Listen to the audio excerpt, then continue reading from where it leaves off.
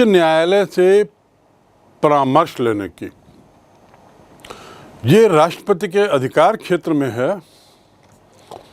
और उच्चतम न्यायालय इस बात के लिए बाध्य है कि सार्वजनिक महत्व के कानून से संबंधित यदि राष्ट्रपति उच्चतम न्यायालय से किसी तरह की परामर्श लेता है तो उसे दी जावे। अर्थात राष्ट्रपति को सार्वजनिक हित संबंधी कानूनों पर परामर्श लेने का अधिकार है। किससे थे? उच्चतम न्यायालय से। अब हम पांचवी श्रेणी में चलते हैं, उसके अधिकार क्षेत्रों की, उसकी शक्तियों की, और उसे कहते हैं राज्यों से संबंधित अधिकार। राज्यों से संबंधित ऐसी क्या शक्तियां राष्ट्रपति में निहित हैं, थोड़ा उसको देखें। पहला, राज्यों के विधेयकों पर स्वीकृति की शक्ति।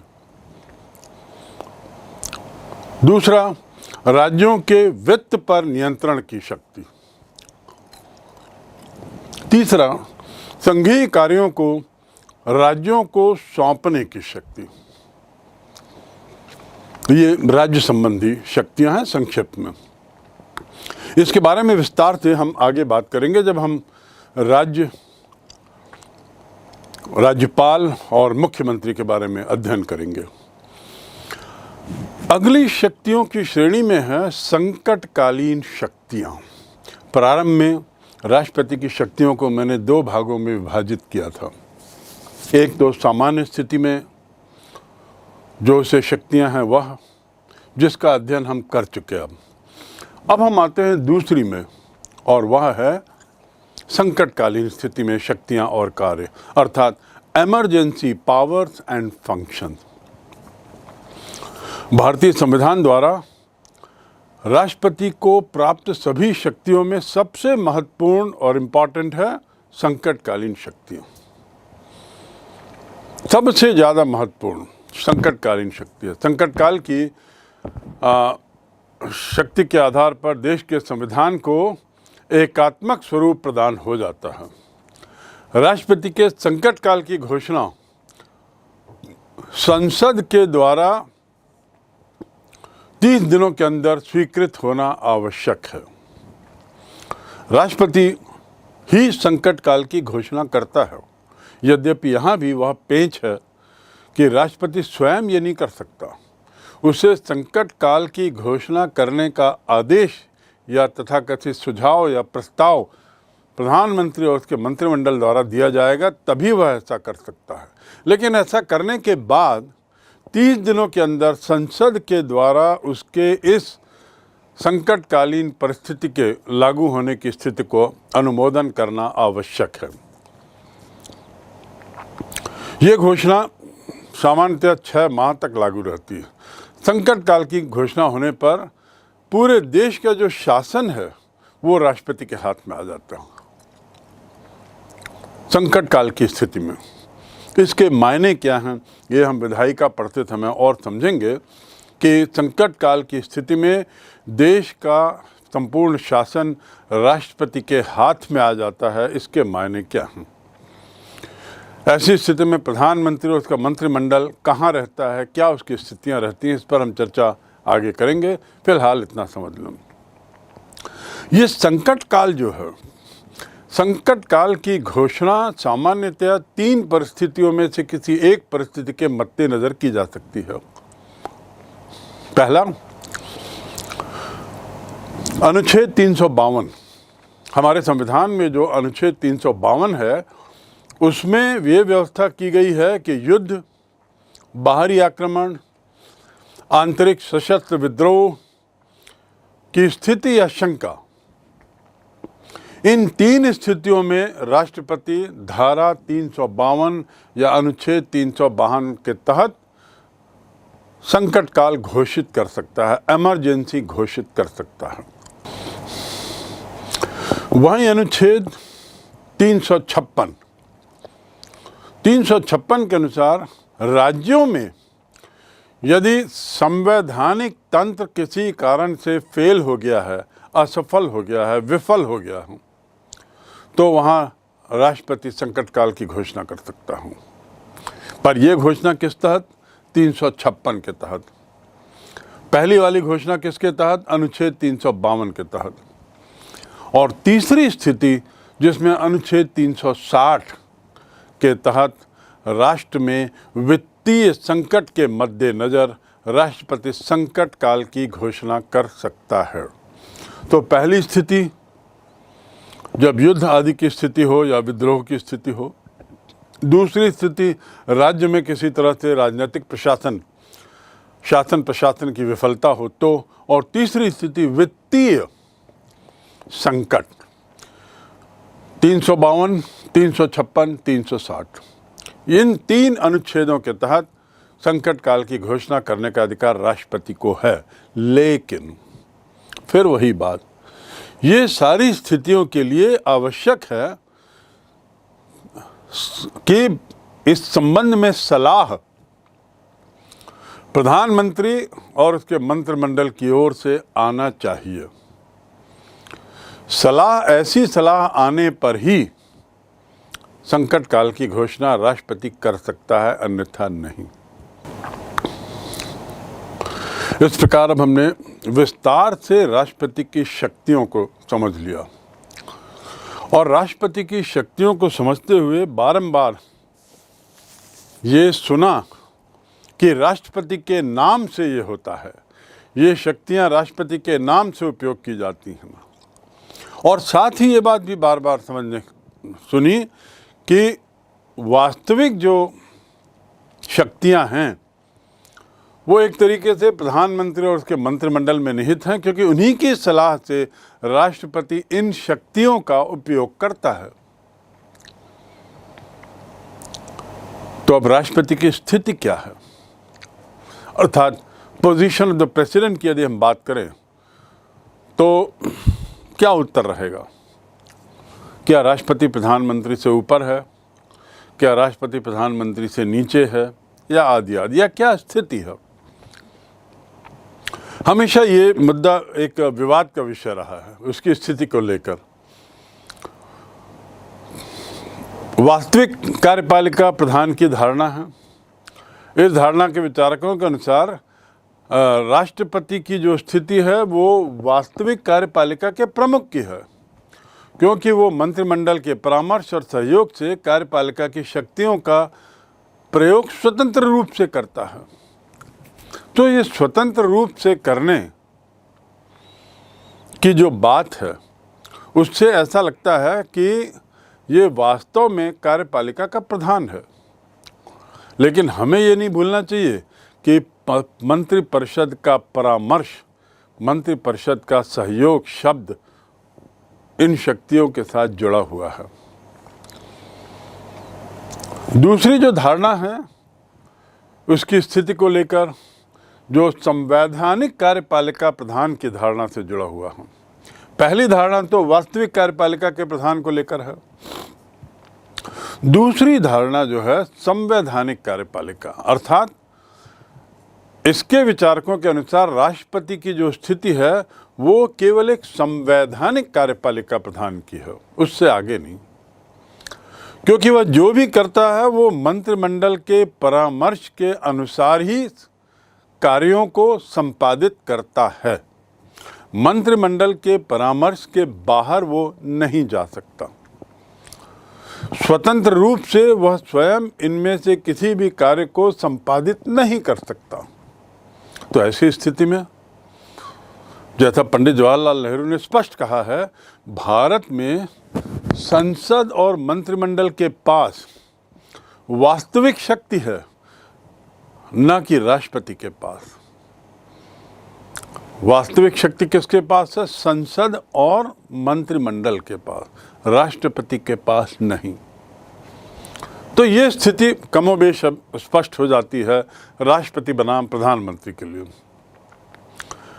और यदि ये दो धारणाओं की बात करें तो निश्चित रूप से जो दूसरी धारणा है, अर्थात संवैधानिक कार्यपालिका का मात्र प्रधान है, वो ये धारणा सत्य के बहुत निकट है, क्योंकि भारत में संसदीय प्रणाली को अपनाया गया है और संसदीय प्रणाली में राष्ट्रपति जो है एक संवैधानिक प्रधान ही हो सकता है।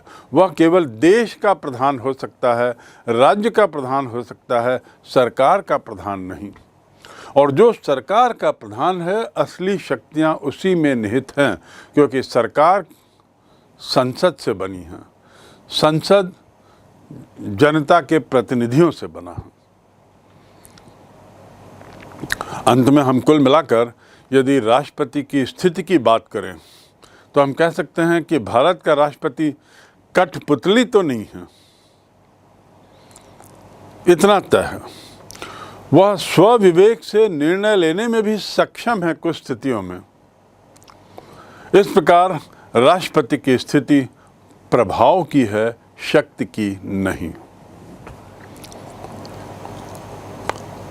मैं पुनः इस बात को दोहरा दूं, राष्ट्रपति की स्थिति प्रभाव की है, शक्ति की नहीं। The position of the president is that of influencing the decision and not using the power to implement.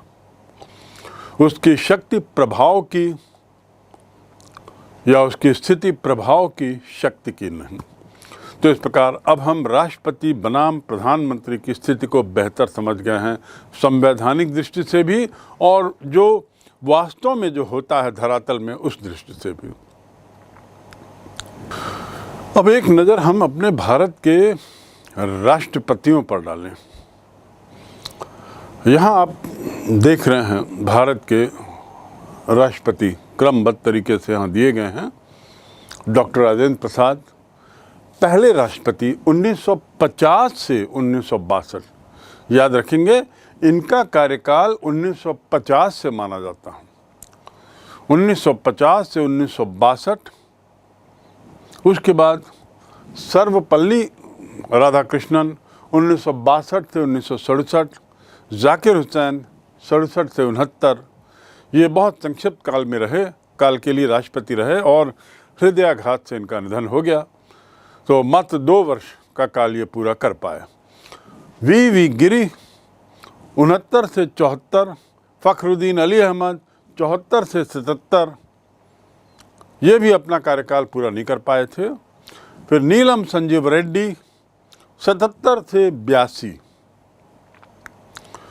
Shri नीलम संजीव रेड्डी वही राष्ट्रपति हैं जिनके नाम को लेकर 1967-68 में पहली बार कांग्रेस एक तरीके से 2 फाड़ हुई थी। राजनीति विज्ञान की अगली कक्षा में आप इस पर विस्तार से पढ़ेंगे कि कैसे नीलम संजीव रेड्डी के नाम से कांग्रेस में पहली बार विभाजन होता है और देश एक बहुत कठिन दौर से गुजरता है। वही नीलम संजीव रेड्डी अंततः जो उस समय सफल नहीं हो पाया राष्ट्रपति बनने में 1967-68 में, वे 1977-82 के काल में राष्ट्रपति बनते हैं। फिर ज्ञानी जैल सिंह, फिर आर वेंकटरमन, शंकर दयाल शर्मा, के आर नारायणन, श्री APJ अब्दुल कलाम 2002 से 2007, इनका कार्यकाल बड़ा गौरवशाली कार्यकाल रहा। अन्य राष्ट्रपतियों की तुलना में श्री अब्दुल कलाम जो थे वे एक टेक्नोक्रेट थे, राजनीति से कम और विज्ञान से इनका बहुत गहन संबंध था। मिसाइल मैन के रूप में जाने गए। इन्हीं के काल में परमाणु बम का परीक्षण भारत में हुआ, पोखरण में। उसके बाद श्रीमती प्रतिभा पाटिल, पहली महिला राष्ट्रपति भारत की, जिनका काल रहा 2007 से 2012। पहली महिला राष्ट्रपति 2007 से 2012। फिर श्री प्रणब मुखर्जी और वर्तमान में श्री रामनाथ कोविंद, जिनका कार्यकाल 25 जुलाई 2017 से प्रारंभ हुआ और कार्यकाल समाप्त होगा 25 जुलाई 2022 को, इनका कार्यकाल समाप्त होगा। इस प्रकार हम देखते हैं कि हमें इनमें से जो बहुत से राष्ट्रपति हैं वे देश में अपने अपने क्षेत्र में बड़े नामी लोग थे। राजेंद्र प्रसाद का तो स्वतंत्रता संग्राम में बहुत अहम योगदान था, बहुत ही मेधावी छात्र भी थे। सर्वपल्ली राधाकृष्णन बहुत बड़े फिलॉसफर, दर्शन शास्त्री के रूप में विश्व पटल में जाने जाते हैं। श्री वेंकट गिरी भारत में मजदूर आंदोलन, मजदूरों के लिए जो बहुत से आंदोलन हुए उसके एक प्रखर प्रमुख नेता रहे एक दौर में। और इस प्रकार बाकी अन्य लोग जो हैं उनका राजनीति से ज़्यादा नाता रहा। ये हुई राष्ट्रपतियों की श्रृंखला। अब थोड़ा उपराष्ट्रपति के बारे में जानें। उपराष्ट्रपति का कार्यकाल भारत में 5 वर्ष का होता है, जैसे राष्ट्रपति का होता है। राष्ट्रपति की अनुपस्थिति में कार्यभार संभालने का काम उपराष्ट्रपति का होता है, अनुच्छेद 63 के आधार पे। तो राष्ट्रपति की अनुपस्थिति में उपराष्ट्रपति कार्यकाल संभालते हैं, स्थायी रूप से नहीं। अब उपराष्ट्रपति पद की योग्यताएं क्या हैं, क्या अहर्ताएं हैं? पहला, भारत का नागरिक होना आवश्यक है, सिटीजन ऑफ इंडिया। दूसरा, न्यूनतम आयु 35 वर्ष आवश्यक है। और तीसरा, उपराष्ट्रपति के मामले में उसे राज्यसभा का सदस्य बनने की योग्यता रखना आवश्यक है। याद रखेंगे, राष्ट्रपति के संबंध में लोकसभा के सदस्य की योग्यता की आवश्यकता की बात की गई, लेकिन उपराष्ट्रपति के मामले में राज्यसभा के सदस्य बनने की योग्यता। उसका कारण क्या है, उसका राज्यसभा से क्या संबंध है, इसे हम आगे जब उपराष्ट्रपति के कर्तव्यों का अध्ययन करेंगे तब हम समझेंगे। पर फिलहाल आप जानें कि ये उसकी पात्रता है। राष्ट्रपति के लिए राष्ट्रपति की उम्मीदवारी के लिए जहां 50 प्रस्तावक और 50 अनुमोदक चाहिए होते हैं, वहीं उपराष्ट्रपति के लिए 20 प्रस्तावक और 20 अनुमोदक न्यूनतम पर्याप्त हैं। और अंतिम इसकी पात्रता के लिए जरूरी है कि वह राष्ट्रपति की तरह ही 15,000 रुपये जमानत के रूप में जमा कर दें। जमानत के लिए 15,000 रुपये। तो ये हो गए उपराष्ट्रपति पद की अहर्ताएं। अब इनका निर्वाचन कैसे होता है? उपराष्ट्रपति पद का निर्वाचन उतना कॉम्प्लेक्स नहीं है जितना कि राष्ट्रपति का निर्वाचन। उपराष्ट्रपति का निर्वाचन उतना देशव्यापी भी नहीं है जितना कि राष्ट्रपति का निर्वाचन। तो उपराष्ट्रपति का निर्वाचन और मतदान कैसे होता है? दोनों सदनों के सदस्य अर्थात लोकसभा और राज्यसभा, बस इन 2 सदनों के सदस्यों द्वारा आनुपातिक प्रतिनिधित्व प्रणाली के अनुसार एकल संक्रमणीय मत से होता है। अर्थात जैसा राष्ट्रपति के लिए चुनाव प्रक्रिया है, प्रक्रिया वही उपराष्ट्रपति के लिए भी है, अर्थात आनुपातिक प्रतिनिधित्व प्रणाली। दूसरा, एकल संक्रमणीय मत। तीसरा, गुप्त मतदान। मतदान कैसे होता है? गुप्त होता है। किनके द्वारा? संसद के दोनों सदनों के सदस्यों द्वारा। और ये दोनों सदनों के सदस्य अलग अलग मतदान करते हैं अपने अपने सदन में। और इस मतदान में जिसे बहुमत मिलता है उसे उपराष्ट्रपति घोषित किया जाता है। जरूरी नहीं है कि उपराष्ट्रपति सदन का सदस्य हो, वैसे ही जैसे जरूरी नहीं कि राष्ट्रपति सदन का सदस्य हो। तो मतदान में बहुमत प्राप्त व्यक्ति को उपराष्ट्रपति घोषित किया जाता है। उपराष्ट्रपति के भत्ते सुविधाएं क्या हैं? उपराष्ट्रपति को राज्यसभा के चेयरमैन के रूप में तनख्वाह मिलती है, वेतन मिलता है। एक शब्द आप याद रखें, पदेन सभापति। पदेन सभापति अर्थात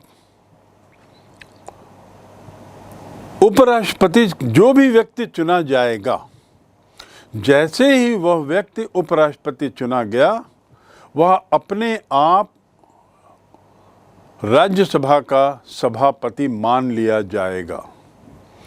अपने आप राष्ट्रपति उपराष्ट्रपति को राज्यसभा के सभापति के लिए उसके चयन या कुछ प्रक्रिया करने की जरूरत नहीं है। बड़ा स्पष्ट है, जो भी व्यक्ति उपराष्ट्रपति होगा वह राज्यसभा का ऑटोमेटिकली सभापति होगा। ये ऑटोमेटिकली सभापति होगा के मायने हैं पदेन, अपने पद के बल पर वह राज्यसभा का सभापति रहेगा, अपने पद के बल पर। कौन सा पद? उपराष्ट्रपति पद का बल। तो उपराष्ट्रपति को जो वेतन मिलता है वो राज्यसभा के पदेन सभापति के रूप में मिलता है।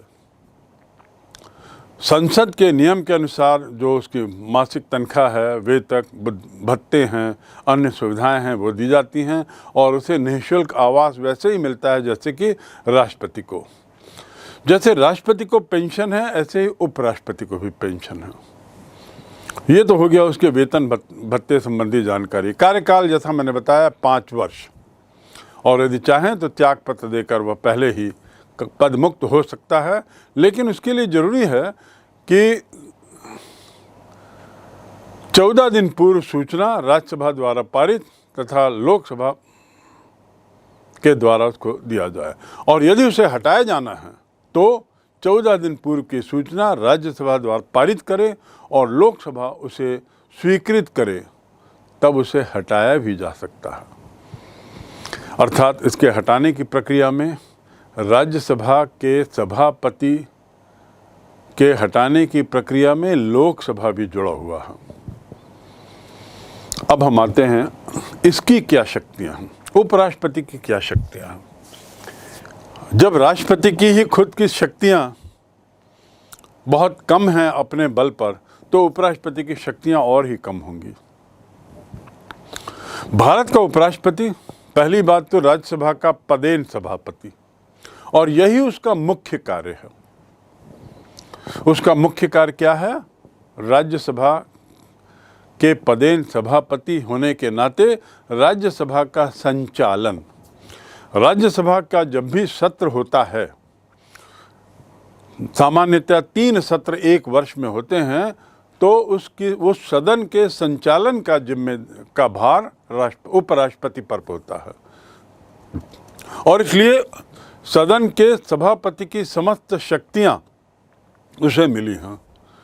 किसी भी विधेयक के पक्ष विपक्ष में यदि समान मतदान हो जाए,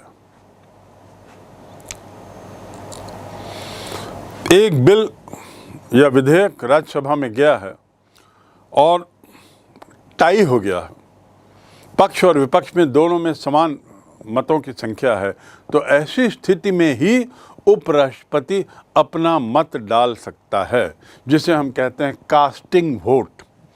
क्या कहते हैं? Casting vote. किसी विधेयक के पक्ष विपक्ष में समान मतदान होने पर निर्णायक मत देने की शक्ति को इसे दी गई है, निर्णायक मत, कास्टिंग वोट। अन्यथा सामान्य स्थितियों में उपराष्ट्रपति सभापति होने के नाते अपने मत के अधिकार का उपयोग नहीं करता।